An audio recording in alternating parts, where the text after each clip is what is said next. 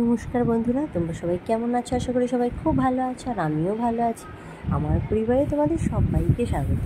তো সকাল সকাল কাজে নেমে পড়েছি একদম কোমর বেঁধে। দেখো, আজকে হচ্ছে আমার ঘরটা মানে যাকে বলে ডিপ ক্লিন করব।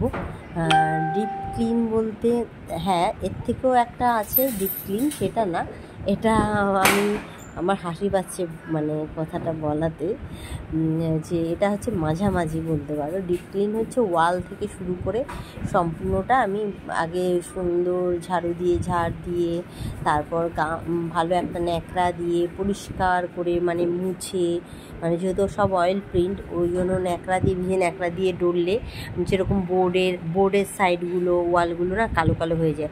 তো সেক্ষেত্রে সেগুলো আমি ওইভাবে মুছি, কিন্তু আজকে সেটা করব না। আজকে হচ্ছে দেখো একদম পুরো মানে পর্দার যে রেলিং আছে, দরজার রেলিং, তারপর হচ্ছে জানালার ডেডো, এই সমস্ত সব আজকে আমি পরিষ্কার করব। আর যেটা হচ্ছে এমনি আমি যে ঘর পরিষ্কার করি সেটা তো মানে হয়তো সব দিন জানালা খুলি না, এর প্রয়োজন হয় না, কারণ এই ঘরে থাকি না, জানালা খোলাও হয় না। আর এদিকে তোমার হচ্ছে মানে প্রতিদিন মোছারও ব্যাপার থাকে না। এমনি আসবাবপত্রগুলো একদিন দুদিন অন্তর অন্তর একটু মুছি, অল্প অল্প করে মানে হালকা হালকা করে, তাতেই আমার পরিষ্কার থাকে। হ্যাঁ, তো আমার বিয়ে তো হয়েছে অনেক দিন হয়েছে, তো এই এত বছরেও তোমার দেখো একদম সুন্দর পরিষ্কার ঝকঝক তকতক করছে জিনিসগুলো। কারণ সত্যি কথা বলতে কি, আমি খুব যত্ন করেই রাখি প্রত্যেকটা জিনিস। আর মানে জিনিসগুলো নষ্ট হয়ে যাবে সেটার থেকেও আমার হচ্ছে ভাবনা আলাদা, যে যেই বাড়িতে থাকবো সেই বাড়িটা মানে ঘরগুলো একটু সুন্দরভাবে পরিপাটি করে গুছিয়ে রাখবো, তবেই না ভালো লাগে। হ্যাঁ, তো হয়তো ধুলো পড়লে আসবাবপত্র কিছুই হবে না, কি হবে, হয়তো হয়ে যাবে, না হয়তো একটু ডিসকালার হয়ে যাবে, কিন্তু তার থেকেও হচ্ছে নিজের চোখের সামনে ওরকমভাবে দেখতে মানে ভালো লাগে না, অস্বস্তি লাগে। যেহেতু দেখো আমরা তো বাড়িতেই থাকি, এমন তো না যে প্রত্যেক দিন বেরোতে হয়, সেরকম একটা ব্যাপার নেই। বাড়িতে থাকি, মেয়েরা স্কুল চলে যায়, তারপরে সারাদিন আর কি করব, রান্নাবান্নার সঙ্গে সঙ্গে এই কাজগুলোও করে নিই।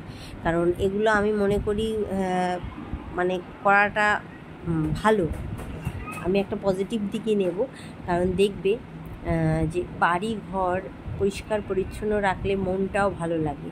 হ্যাঁ, আর যদি সেই যতই সুন্দর বাড়িঘর হোক, পরিষ্কার পরিচ্ছন্ন না রাখে, তাহলে একটা নেগেটিভ একটা ব্যাপার লাগে, মানে যেদিকেই তাকায় সেদিকেই অপরিষ্কার, মানে একটা নিজের মনেও যেন একটা অশান্তি লাগে। আর আরেকটা কথা তোমাদের সাথে আমি শেয়ার করি, ঘরের কালার এমন একটা করতে হবে যে যেই কালারটা দেখে মনটা ভালো লাগে। হ্যাঁ, আর কিছু কিছু কালার আছে মানে দেখলে দুঃখী কেমন মন খারাপ লাগে। কিছু কিছু ঘরের মানে কিছু কিছু কালার আছে, শুধু ঘরের বলে নয়, যে দেখলেই যেন মনটা কেমন একটা ভালো লাগে না, দুঃখী ব্যাপার লাগে। আর কিছু কিছু ঘরে গেলেও মানে একটা দুঃখ ব্যাপার, যেন একটা ঘুম দুঃখ এরকম। হ্যাঁ, তো এই ব্যাপারগুলো আমি সবসময় বরাবরই মানে আমি লক্ষ্য করি। আমি মানে আমার ভেতরে এই ফিলিংসটা খুব হয় যে যেরকম যে ঘরটা সুন্দরভাবে আমি সাজাবো, তো সেই ঘরে গেলেই যেন একটা বেশ মনে হবে যে ঘরটা যেন হেসে আছে।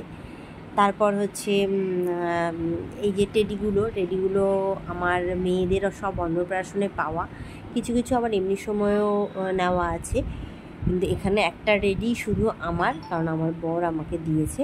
আর এদিকে বাদবাকিগুলো সব মেয়েদের। তো সবাই মোটামুটি দিয়েছে, অনেক অন্নপ্রাশন অনেক ট্রেডি পেয়েছে, আরও অনেক ট্রেডি রয়েছে, সেগুলো আমি সব মানে রেখে দিয়েছি, কারণ এত রেডি তাদেরকে সুন্দরভাবে গুছিয়ে রাখাটাও মুশকিলের ব্যাপার। আর হচ্ছে এবার আসবাবপত্রগুলো, তারপর আমি দেখো এগুলো হচ্ছে আমার মেয়েদের শীতকালে, ছোটোবেলা শীতকালের ওই যে তুলোর জামা বলে না, কী যেন বলে এগুলোর নাম, যাই হোক একটা তুলি টাইপের ব্যাপার, নরম সেই জামা মানে প্যান্টগুলো দিয়েই আমি এই কাজগুলো চালাই। তারপরে উলের একটা টুপি আছে, ওটা তো একদম নরম, সেই চেরা উল, মানে বেশ সুন্দর পরিষ্কার হয়, তো সেটা দিয়েও আমি এরকম আসবাবপত্রগুলো মুছি। দেখো খাজগুলো, প্রত্যেকটা খাজ সুন্দরভাবে ধরে মুছে নিই। তো যাই হোক, এইভাবেই আমি কাজগুলো সামলাই। আর তারপরে দেখো বিশেষ করে আজকে হচ্ছে কাজের দিদি ঘর মুছবে, ওই জন্য আমি আজকে ভাবলাম, মানে আমি আজকে বলে না, প্রত্যেক মঙ্গলবারেই আমি ঘরটা ঝাড় দিই আর ওই দিদি ঘরটা মুছে দেয়। আর হচ্ছে মানে আজকে মেয়েরা স্কুলে গেছে, আমি আজকে মেয়েদেরকে মানে আমার বরের সঙ্গে গেছিলাম দিয়ে আসতে, তো ওদেরকে দিয়ে এসে তারপরে আমি কাজে লেগে পড়েছি। আর এত গরম যে আমি একদম ঘেমে পুরো ভিজে গেছি, মানে ভীষণ কষ্ট হচ্ছে, কিন্তু আমি জানি যে আমাকে করতেই হবে, কিচ্ছু করার নেই। আজকেরটা আজকেই করতে হবে, মানে আমি একদম পুরো ডেট তো ডেট। যদি আমি মঙ্গলবারে কোথাও যাই আমি সেটা দরকার হলে সোমবারে করে রাখবো, কিন্তু মঙ্গলবারে যাব বলে সেটা বুধবারে করব, এটা আমার একদম অপছন্দ। আমি আগের দিন করে রাখতে রাজি, কিন্তু পরে না। তারপর আরেকটা জিনিস আমার আছে যে কাজ যদি থাকে আমি সেই কাজ রেখে আমি মানে শান্তিভাবে থাকতে পারবো না। আমি কাজ করে নেব, তারপর রিল্যাক্স করব। তো এইভাবেই আমি আমার প্রত্যেকটা মানে দিনে মানে এইভাবেই সব কিছু রুটিন মারফত চলে।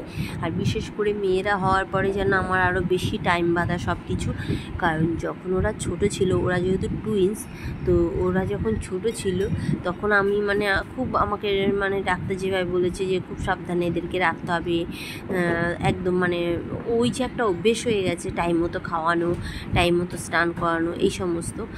তো সেগুলোই মানে এখনও চলে যে না আমাকে এই সময়টা এটা করতেই হবে, এর ভেতরে এইটুকু কাজ আমাকে সারতে হবে। তো এইভাবেই আমার সারাদিন চলে। তো দেখো আমার মোটামুটি ঘরটা একদম পরিষ্কার হয়ে গেছে। আর যাই বলো তাই বলো, আমি ড্রেসিং টেবিলের ওপরটা একদম ফাঁকা রাখতে পছন্দ করি, আমার না হলে ভালো লাগে না। হিবিজিবি অনেক আছে যে এরকম ভর্তি জিনিসপত্র রাখে, আমার ভালো লাগে না। দেখো সবার চয়েস তো সমান না, অনেকের হয়তো ভালো লাগে, সেটাই হয়তো আমারটা তাদের ভালো লাগবে না, কিন্তু আমার এটাই ভালো লাগে, সেটাই তোমাদের সাথে বললাম। এবার দেখো একদম পুরো ঘরটা পরিষ্কার পরিচ্ছন্ন হয়ে গেছে। এইবার আমি চলে যাব অন্য ঘরে, কিন্তু অন্য ঘরে যাওয়ার আগে আবার এই জিনিসটা বাকি রইল, মানে দরজাটাও পরিষ্কার করতে হবে। তো দরজাটাও ঝটপট করে একটু মুছে নিই।